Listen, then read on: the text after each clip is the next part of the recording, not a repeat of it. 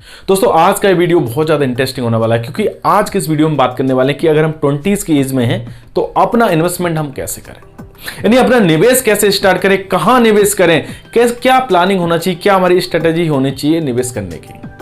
अगर हम स्टूडेंट हैं या हम जॉब करने हैं तो हमें कैसे प्लानिंग करना है कि हमें निवेश कैसे करना है। तो आज के इस वीडियो में हम जानने वाले हैं कि 20s की एज में हम कैसे इन्वेस्टमेंट शुरू करें और क्यों करनी चाहिए हमें।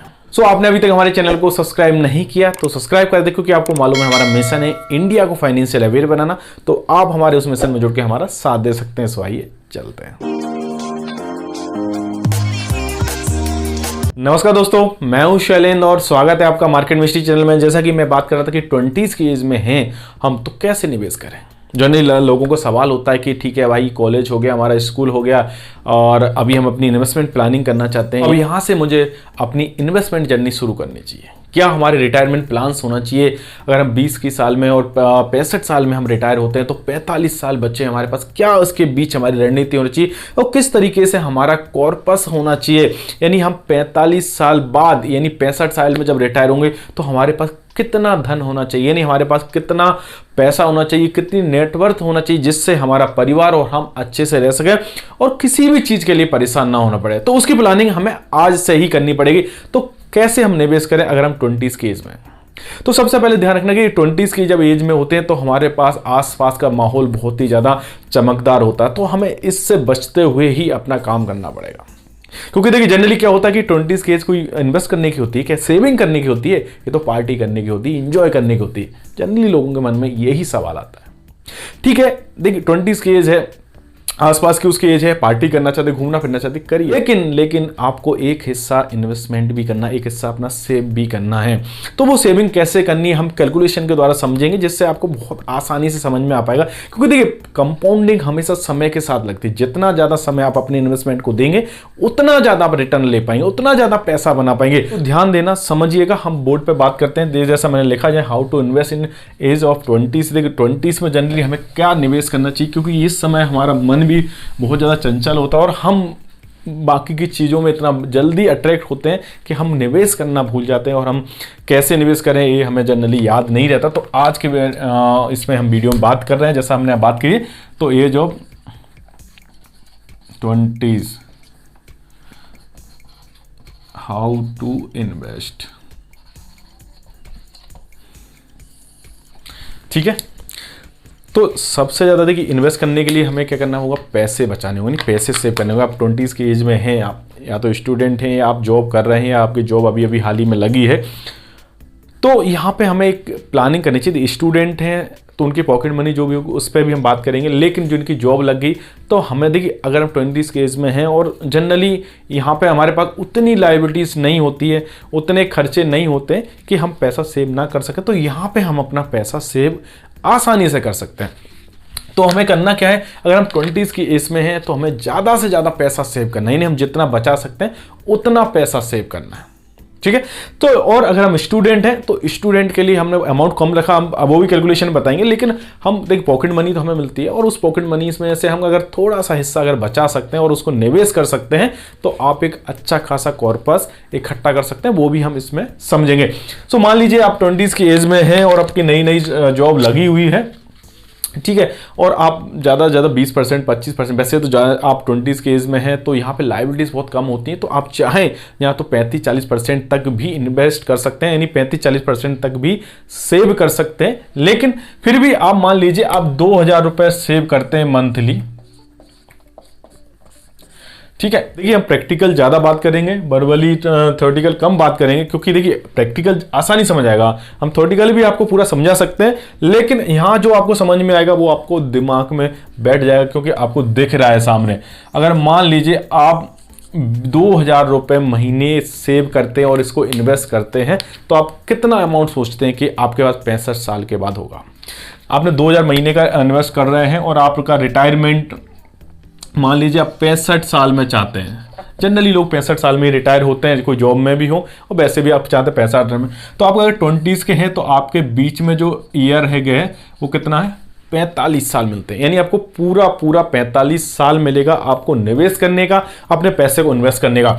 तो मान लीजिए आप हर महीने इसको मंथली कर देते हैं हम ऐसे, आप हर महीने 2,000 रुपये इन्वेस्ट करते हैं, आप मान लीजिए किसी SIP में करते हैं। देखिए यहाँ पे मैं कोई FD RD के बारे में नहीं बात कर रहा हूँ, ना ही कोई सेविंग स्कीम के बारे में बात करूँ। मैं यहाँ पे in mutual fund, SIP, stock market में बात करूँगा, क्योंकि वहीं जो है रिटर्न आपको अच्छे मिल सकते हैं। FD RD में जो रिटर्न मिलते हैं उससे ज़्यादा तो इन्फ्लेशन ही हो जाता है, तो मतलब वहाँ आपका पैसा कोई बन नहीं रहा। उस पर हम आने वाली वीडियो में बहुत डिटेल में बात करने वाले हैं कि आपको समझ में आएगा कि FD कोई पैसा कमाने का जरिया नहीं है, ठीक है। तो यहाँ पे मान लीजिए आप 2,000 रुपये है महीने के इन्वेस्ट करते हैं, सेव कर लेते हैं, आपकी सैलरी 15,000, 20,000, 50,000 जो भी है, लेकिन आप 2,000 रुपये महीने का आपने डिसाइड करा। इससे अगर ज़्यादा भी कर सकते हैं, मैं 2,000 इसलिए ले रहा हूँ कि सबके लिए हो सकता है। तो 2,000 रुपये आप महीने से कर दें। आपके पास कितना समय है टोटल? आपके पास टोटल जो समय है वो है कितना? 45 साल, ठीक है। यानी 65 साल में हमें रिटायर होना है, तो 45 साल का समय, और हमें अभी उम्र में 20 साल की उम्र में है, तो हम 2 साल का अगर निवेश करते हैं तो यहाँ पे मान लेते हैं आप 2,000 रुपये, जैसे हमने बात करी, आप इन्वेस्ट करते हैं मंथली, ठीक है, पर मंथ, और इसका रिटर्न मान लीजिए 12% रहता है। वैसे ज़्यादा ही रिटर्न रहेंगे, लेकिन मैं 12% मान के चल रहा हूँ। और कितने साल के लिए? 45 साल के लिए आप करते हैं। तो आप यहाँ पे एक अंदाज़ा लगा सकते हैं कितना पैसा बनेगा। मैं आपको लिख के बता देता हूँ। यहाँ पे आपका जो एक्सपेक्टेड रिटर्न जो होंगे वो कितने होंगे आपको? 4.3 करोड़। और यहाँ पे जो आप इन्वेस्ट कर रहे हो वो पैसा अपना, वो मात्र कितना कर रहे हो? 10.8 लाख। क्लियर है? मान लीजिए आप 2,000 रुपये यहाँ पे लगाते हो मंथली 12% रेट पे। मैं SIP की बात कर रहा हूँ ये अभी।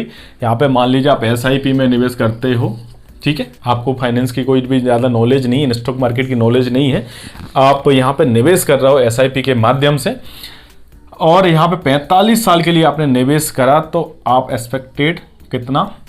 4 करोड़ रुपए बनाओगे। कितने साल में? 45 साल में। और निवेश आपने कितना करा था? मात्र 10 लाख 80,000, 11 लाख मान लीजिए, इतना निवेश करके आपने 4 करोड़।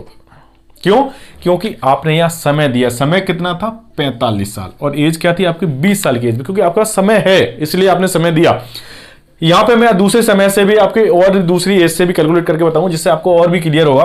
अब यहाँ पे दूसरे एग्जाम्पल समझ लीजिए। मान लीजिए आप स्टूडेंट हैं और आप 1,000 रुपये महीने का बचा सकते हैं अपनी पॉकेट मनी से। तो अब वही मान लेते हैं, आप भी अपना 65 साल में रिटायरमेंट चाहते हैं, तो 12% के रेट से आप भी 45 साल के लिए इन्वेस्ट कर देते हैं। यानी हर महीने आप 45 साल तक 12% की रेट से आपको वो तो मिलना ही मिलना है। इसके आपके 1,000 रुपये आप निवेश कर देते हैं, जो आपके एक्सपेक्टेड रिटर्न आएंगे वो आएंगे आपके 2.2 करोड़। और आपने जो इन्वेस्ट करोगे वो कितना करोगे? 5.4 लाख, यानी मात्र 5 लाख। इसका सीधा आधा हो गया, क्योंकि 1,000 रुपये डाला है तो 5,40,000 आपने करा, लेकिन आपका यहाँ पे रिटर्न भी आधा हो गया। तो ये आप अगर मान लीजिए आप स्टूडेंट हैं और आपके पास ज़्यादा पैसा नहीं है, तो आप 1,000 रुपये भी कर सकते हैं, फिर भी आप 2 करोड़ 20 लाख रुपए 2.2 बना। यहाँ पे आप सीधा सीधा 4 करोड़ 30 लाख बना सकते हो, मात्र 2,000 रुपये महीने का निवेश करके। इसमें पावर ऑफ कंपाउंडिंग लगती है, क्योंकि देखिए समय हमेशा कंपाउंड होता है, इसलिए पैसा ज़्यादा बनता है। लेकिन ये तो SIP के माध्यम हो गई कि भाई आपने SIP के थ्रू डाला। लेकिन मान लीजिए आपको स्टॉक मार्केट का भी थोड़ा सा नॉलेज रखते हैं और आप रिस्क लेना चाहते हैं।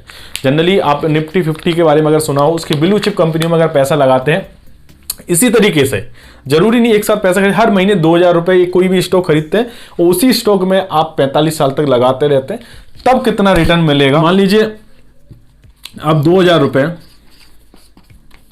आप डालते हैं मंथली, ठीक है, और एट द रेट ऑफ 20%। देखिए स्टॉक में 20% रिटर्न आसानी से मिल सकते हैं लॉन्ग टर्म में, लेकिन रिस्क थोड़ा सा यहाँ पे रहता है। लेकिन हम तो यंग एज में, हमें रिस्क से डरना नहीं है, और ठीक है कभी ऊपर नीचे हुआ तो लॉन्ग टर्म में तो मार्केट ऊपर जाना ही दे।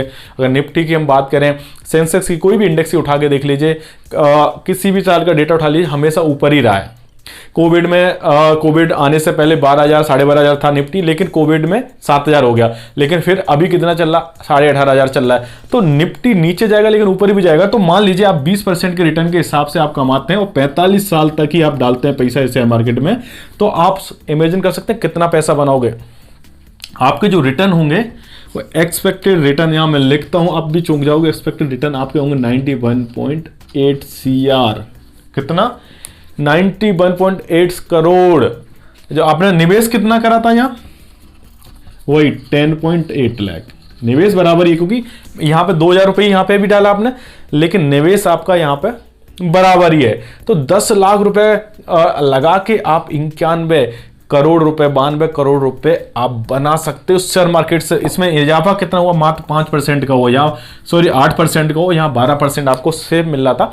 ठीक है, आपको स्टॉक मार्केट नॉलेज नहीं है, फिर भी आप अच्छा खासा पैसा बना सकते हो। 4.5 करोड़ के आसपास बना सकते हो आप मंथली, लेकिन आपको एज ऑफ 20 में अगर आप निवेश करते हैं तब।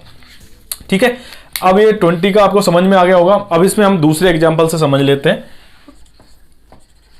आप मान लीजिए अभी 30 साल के हो गए, आपने सोचा कि भाई 20 साल में 22 साल में आपने मजाक मस्ती में उड़ा दिया भाई, पार्टी वार्टी एंजॉय करने में। अब 30 साल के हो गए, अब आपको लगता है कि हमें निवेश करना चाहिए।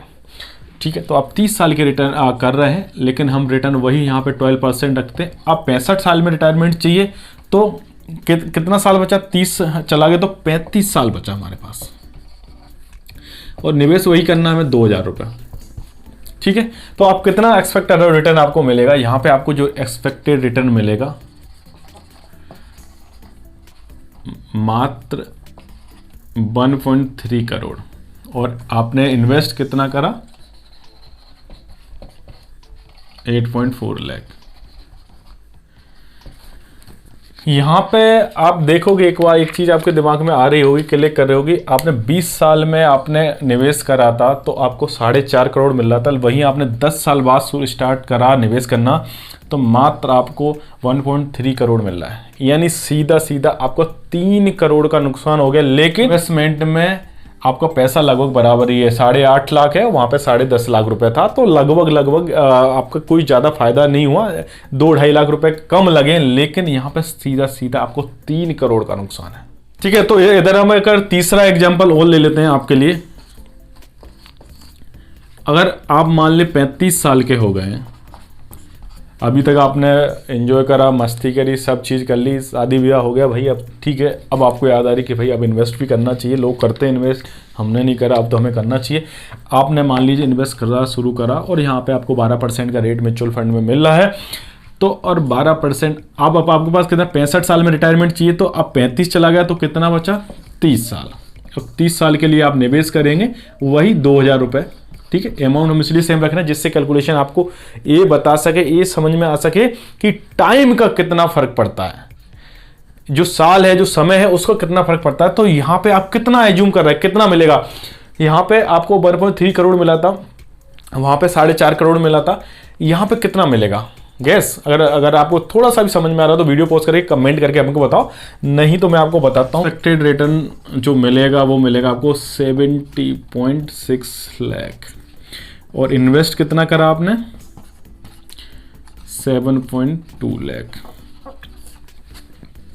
अब आपके दिमाग में कुछ तो समझ में आया होगा कि यहाँ पे हमने उम्र कर 15 साल अपने गवा दिए मजाक मस्ती में, खेल कूद में। अब हमारे पास सिर्फ 30 साल बचे थे, क्योंकि हमें 65 साल में रिटायरमेंट लेना था। तो मात्र हमारे इन्वेस्टमेंट पे हमें 70 लाख मिल रहा है।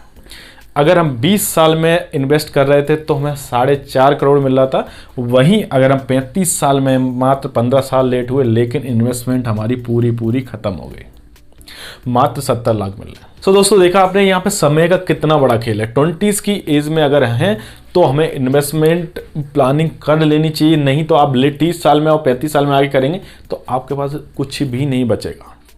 अगर ज़्यादा पैसा चाहते हो तो आपको आज से, अभी से इन्वेस्टमेंट करना चाहिए। ये नहीं सोचना चाहिए कि 20 की उम्र है, अभी तो खेलने कूदने की उम्र है, पार्टी करने की उम्र है। ठीक है, वो भी करो, साथ में आपका निवेश प्लान होना चाहिए। यहाँ पे हमने जो 20s में बात करी थी 2000 रुपये की, अब 20 में अगर 2000 से निवेश करते, 30 साल आते आते आपकी सैलरी बढ़ेगी, तो आप उसको 2 को 4-5 हज़ार में भी बदल सकते हो। आप इमेजिन नहीं कर सकते कितना पैसा बनने वाला है। सो दोस्तों, एक बार टॉपिक को समराइज कर देते हैं, जिससे आपको कुछ पॉइंट भूल गए हो तो याद आ जाए। अगर हम 20 साल की उम्र में निवेश करते हैं, 65 साल में हम रिटायरमेंट चाहते हैं, तो मान लीजिए हम 2000 रुपये यहाँ पे इन्वेस्ट करते हैं पर मंथ 12% की रेट से, तो आप 45 साल तक करेंगे तो आपको जो रिटर्न मिलेंगे वो आपके मिलेंगे 4.3 करोड़। ठीक है, यहाँ पे दूसरा एग्जाम्पल हमने लिया था कि आप जो ये 45 साल के में करते हैं, यानी 20 की उम्र में करते हैं ये वाला, और ये आप करते हैं मान लीजिए 30 साल की उम्र में, सेम चीज़ रहती है। तो यहाँ पे आपके जो रिटर्न रहेंगे वो रहेंगे मात्र 1.3 करोड़। और यहाँ पे तीसरा एग्जाम्पल हमने लिया था, अगर मान लीजिए आप 35 साल से शुरू करते हैं तो आपके जो रिटर्न रहेंगे वो मात्र 75 लाख रुपए रहेंगे। ठीक है दोस्तों, पैसा आपका, समय आपका। आज अगर आपको बात समझ में आ जाती है तो आप आज से अभी से निवेश करना शुरू कर सकते हो। जितना जल्दी आप निवेश करोगे उतना फायदा रहेगा, क्योंकि कंपाउंडिंग लगेगी। ठीक है, सो उम्मीद करता हूं आज का वीडियो आपको पसंद आया होगा, अच्छा लगा होगा। अच्छा लगा तो अपने दोस्तों परिजनों में शेयर करें, और उन लोगों को भी शेयर करें जो अभी 20s के एज में है, उसके आसपास है, लेकिन निवेश नहीं करते, पैसा तो बहुत खर्च करते, उनको भेजें और उन्हें निवेश करने के लिए प्रेरित करें। इन्वेस्टमेंट और फाइनेंस की जानकारी के लिए हमारे चैनल को सब्सक्राइब करें, और वीडियो अच्छा लगा तो दूसरे लोगों में शेयर करें और उनसे भी चैनल सब्सक्राइब करवाएं। तो मिलते हैं नेक्स्ट वीडियो में, तब तक के लिए नमस्कार, जय हिंद।